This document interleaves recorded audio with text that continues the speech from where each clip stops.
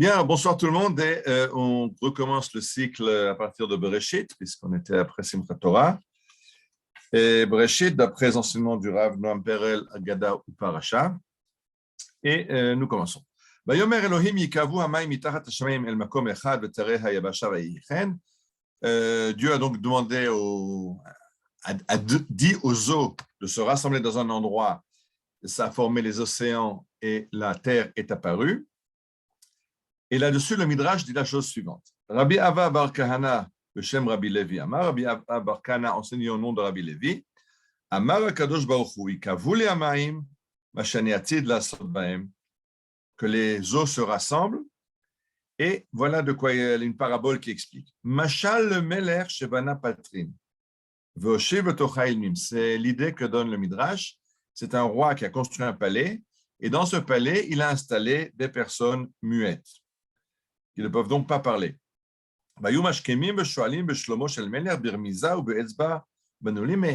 Et quand le roi passait le matin, les muets lui donnaient le bonjour par des signes, par toutes sortes de signaux, bien sûr sans pouvoir parler. Et alors le roi s'est dit, si comme ça, si ce palais où j'ai mis des muets, il me respecte de cette façon-là, si j'ai mis des gens capables de parole, je serai encore plus respecté et loué tous les matins. Alors, le roi a installé des personnes qui sont capables de parole.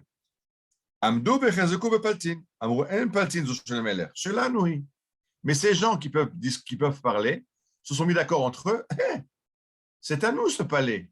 Il n'y a pas de roi. C'est nous les maîtres des lieux. Amar Amelech, Tarzor Paltin, le Kmochaya. Et alors le roi a dit que le palais redevienne le palais des muets, puisque ces personnes capables de parole ne sont pas capables de reconnaître que c'est moi le maître des séants, donc je les chasse de ce palais. Dit le Midrash, c'est de ça qu'il s'agit. À la création du monde, le Hayakilu Sosh Vakadosh Baruch Hu Ela Ila Minamayim, que avant que l'homme n'apparaisse à la création du monde, c'est les eaux qui louaient Dieu, comme il est marqué dans Tehillim, Mikolot Maim Rabim Adirim Mishbereyam ou Mayomrim Adir Bamarom Adonai. Ce verset de Tehillim que nous lisons le vendredi soir, que le fracas de l'eau annonce la grandeur de Dieu. Adir Bamarom Hashem, Dieu est grand dans le ciel.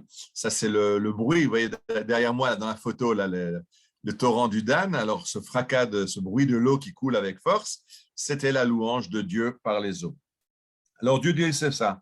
J'ai créé l'eau me fait ses louanges. Maintenant, si l'eau ne fait pas les louanges, on va faire encore mieux que l'eau, on va installer un homme dans ce monde.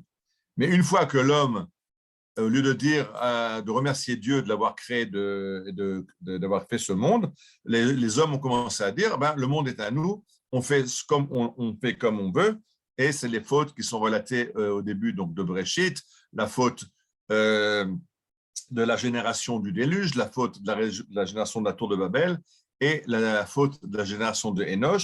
Donc, 3 fois l'humanité est en faute.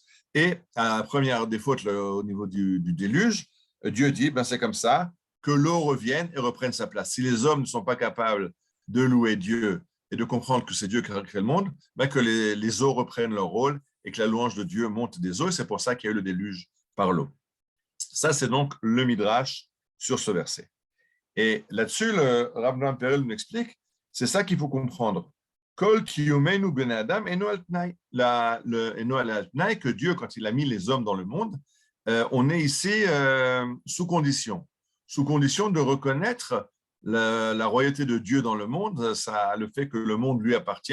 Si on remplit notre rôle de comprendre notre place à nous et notre place à Dieu et de louer Dieu, alors on a notre place dans le monde. Mais si jamais on oublie notre rôle, alors on risque d'être déplacé de ce monde, comme c'est passé à la génération du déluge, où c'est les eaux qui ont repris leurs droits. Alors, dit le Midrash, c'est pour nous que Dieu a rassemblé l'eau pour qu'apparaisse la terre ferme. Au début de la création, l'eau et la terre sont mélangées et il n'y a pas de terre ferme.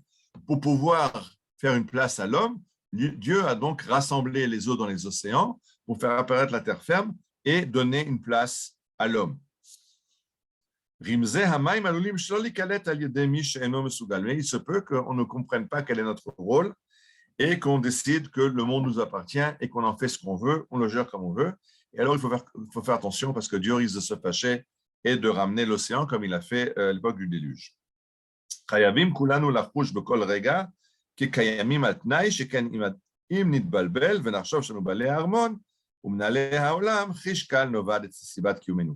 Si donc on oublie la raison de notre présence dans le palais du roi et qu'on oublie que le palais est le palais du roi, alors on risque d'être chassé de ce palais et l'océan recouvre de nouveau la surface de la terre. C'est un très beau midrash, c'est une très belle explication du Rav Noam Perel. Et moi, quand j'ai lu ça, vous comprenez que dans chaque paracha, le Rav Noam Perel propose deux ou trois idées sur la paracha.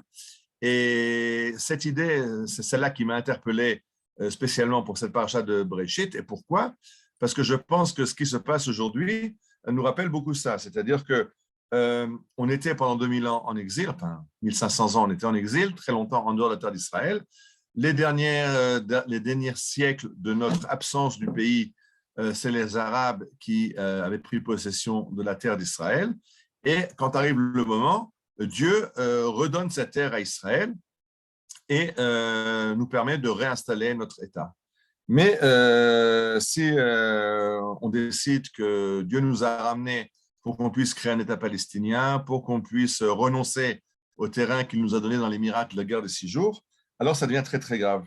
Parce que Dieu peut dire, si vous ne voulez pas cette terre, alors quittez-la. C'est-à-dire qu'il faut comprendre que quand on reçoit un cadeau d'Akadosh Baruch Hu, on reçoit un cadeau de Dieu, il faut l'assumer et dire merci. Pas dire, on a reçu Yehuda Beshomron, non mais ce n'est pas à nous, qu'est-ce qu'on fait là? Parce que alors là, c'est très dangereux. C'est-à-dire que si on vient avec une ingratitude par rapport à un cadeau que Dieu nous fait, alors on risque de perdre ce cadeau. De la même façon que les humains n'ont pas réussi à comprendre ce cadeau que Dieu leur a fait la création du monde et que le déluge a emporté l'humanité, il y a un risque. On est là pour comprendre ce que Dieu attend de nous, pour continuer le plan que Dieu a prévu dans le monde. Et quand on agit dans le sens du plan de Dieu pour le monde, alors tout va pour le mieux dans le meilleur des mondes. Mais si chas de shalom, on ne comprend pas et qu'on essaye de faire le contraire de ce que Dieu a décidé, alors il risque de décider que si on n'est pas capable d'assumer, si on ne veut pas assumer, alors on risque de perdre certaines choses. Donc je pense que surtout actuellement, avec ce qui se passe, par exemple maintenant avec ceux qui sont en Israël, avec les plateformes gazières, qu'on est en train d'offrir à nos voisins de façon à leur permettre d'acheter plus d'armes contre nous, si on n'arrive pas à comprendre ce genre de choses, il y a un danger très grave et c'est pour ça que, comme chaque année, on relit la Torah à partir de Bereshit pour comprendre ce que Dieu attend de l'humanité entière et de nous en particulier. Shabbat Shalom.